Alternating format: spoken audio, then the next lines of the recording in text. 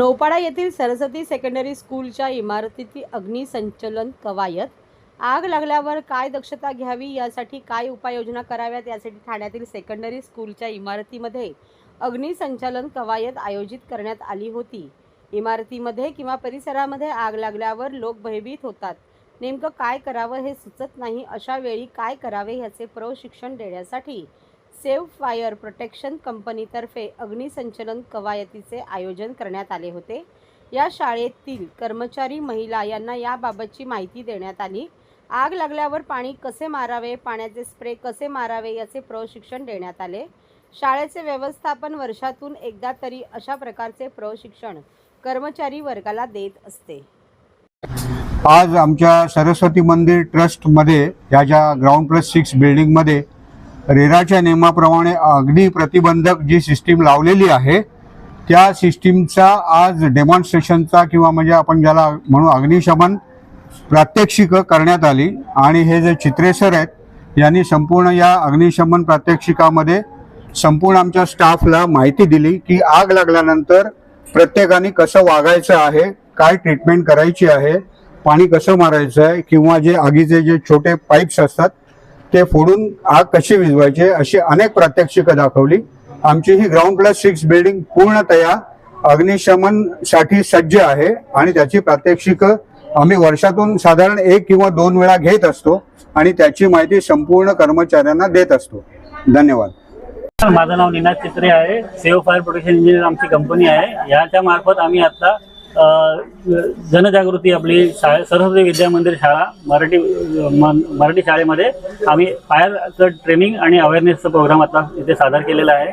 सर्व कर्मचाऱ्यांना, शिक्षकांना आम्ही आता इथं ट्रेनिंग, कसं आग लागली तर काय करायचं, मुलांचं इथून इव्हॅक्युएशन कसं करायचं याबद्दल आता यांना जनजागृती केलेली आहे।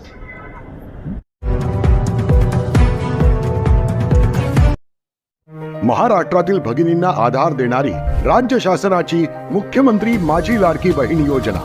या योजनेअंतर्गत अल्प उत्पन्न गटातील 21 ते 65 वयोगटाच्या भगिनींना मिळणार दरमहा 1500 रुपयाची मदत। अर्ज करण्यासाठी 31 ऑगस्ट 2024 पर्यंत मुदतवाढ।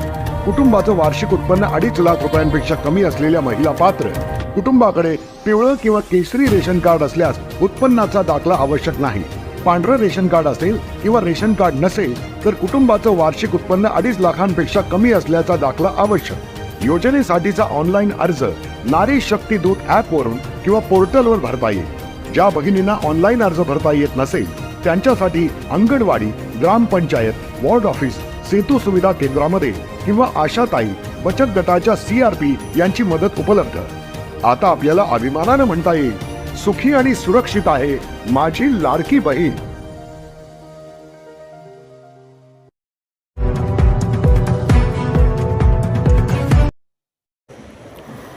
ठाणे शहरात ड्रोन उडवण्यास मनाई, पोलीस आयुक्तांकडून प्रतिबंधात्मक आदेश जारी। ठाणे शहर पोलीस आयुक्तालयाच्या हद्दीत आता ड्रोन किंवा इतर मानवरहित हवाई वस्तू उडवण्यास मनाई करण्यात आली आहे। शहरात काही समाजकंटकांकडून या उपकरणांचा वापर होण्याची शक्यता लक्षात घेता कायदा आणि सुव्यवस्था राखण्यासाठी तसेच सार्वजनिक शांतता भंग होऊ नये यासाठी हे प्रतिबंधात्मक पाऊल उचलण्यात आले आहे। ठाणे पोलीस आयुक्त कार्यालयाने याबाबत आदेश जारी केले आहेत। या आदेशानुसार ठाणे शहर पोलीस आयुक्तालयाच्या कार्यक्षेत्रात कोणत्याही व्यक्तीला ड्रोन किंवा तत्सम उपकरणे उडवण्यास मनाई असेल। हा आदेश दिनांक 14 मे 2025 पासून लागू झाला असून 3 जून 2025 पर्यंत तो अंमलात राहील। या आदेशाचे उल्लंघन करणाऱ्या कोणत्याही व्यक्तीवर भारतीय न्याय संहिता 2023च्या कलम 223 आणि इतर लागू कायद्यानुसार कारवाई केली जाईल असे स्पष्ट करण्यात आले आहे। परिस्थितीचे गांभीर्य आणि तातडी लक्षात घेऊन हा आदेश तातडीने लागू करण्यात आला आहे असेही नमूद करण्यात आले आहे। उपायुक्त मुख्यालय 1 विशेष शाखा ठाणे शहर डॉक्टर श्रीकांत परोपकारी यांनी हे आदेश जारी केले आहेत।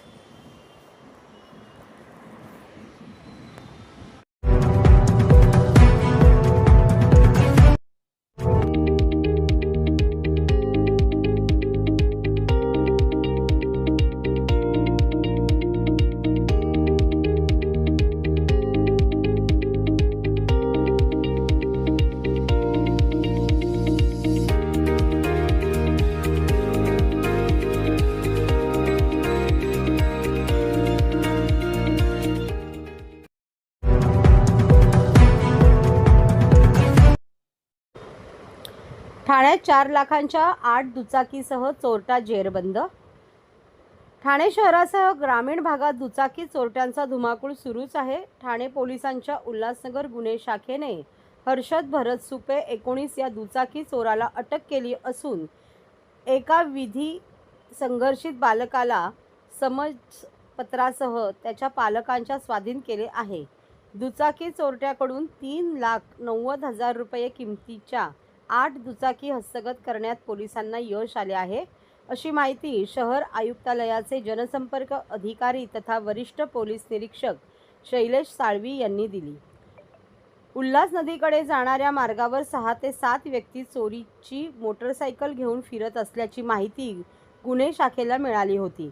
त्यानुसार 12 मे 2025 रोजी सहाय्यक पोलीस उपनिरीक्षक बांडे यांच्या पथकाने सापळा रचून हर्षद सुपे याला संशयित म्हणून ताब्यात घेतले. त्याच्या चौकशीत त्याने आंबिवली येथील एका अल्पवयीन साथीदाराच्या मदतीने पडघा कल्याण तालुका पोलीस स्टेशन तसेच वर्तकनगर पोलीस स्टेशन येथे मोटरसायकल चोरी केल्याचे कबुली दिली. तसेच त्याच्याकडून 3,90,000 रुपये किमतीच्या 8 मोटरसायकली जप्त करण्यात आल्या. ही कारवाई पोलीस उपआयुक्त गुन्हे अमरसिंह जाधव आणि सहाय्यक पोलीस आयुक्त शोध 1 शेखर बागडे यांच्या मार्गदर्शनाखाली गुन्हे शाखा घटक 4 उल्हासनगरचे वरिष्ठ पोलीस निरीक्षक अशोक कोळी, सहाय्यक पोलीस उपनिरीक्षक बांडे, सहाय्यक पोलीस उपनिरीक्षक पवार, पोलीस हवालदार थोरवे, गणेश गावडे, योगेश वाघ, मंगेश जाधव, अमर कदम, रितेश वंजारी, पोलीस शिपाई संजय शेरमाले, प्रसाद तोंडलीकर व रामदास उगले, अविनाश पवन या पथकाने केली आहे.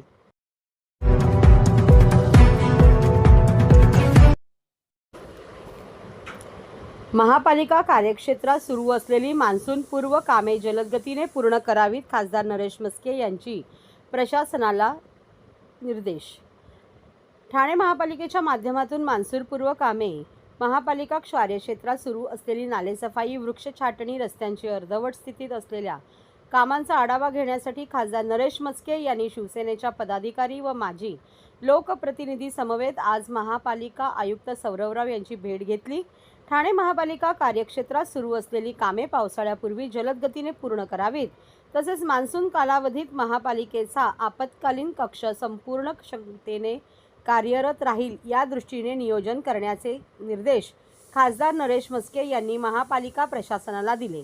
महापालिकेच्या नरेंद्र बल्लाळ सभागृहात झालेल्या बैठकीस खासदार नरेश म्हस्के, शिवसेना ठाणे जिल्हा महिला संघटक मीनाक्षी शिंदे, माजी उपमहापौर रमाकांत मडवी, माजी स्थायी समिती सभापती राम रेपाळे, संजय भोईर, माजी विरोधी पक्षनेते मिलिंद पाटील, माजी सभागृह नेते राजन किणे, माजी परिवहन सदस्य राजेश मोरे, माजी गटनेते दिलीप बारटक्के व माजी नगरसेवक व नगरसेविका उपस्थित होते. या बैठकीत आयुक्त सौरवराव, अतिरिक्त आयुक्त 1 संदीप माळवी, अतिरिक्त आयुक्त 2 प्रशांत रोडे, नगर अभियंता प्रशांत सोनग्रा, उपायुक्त जिजी गोदेपुरे, मनीष जोशी, शंकर पाटोळे यांच्यासह सर्व प्रभाग समितीचे सहाय्यक आयुक्त उपस्थित होते.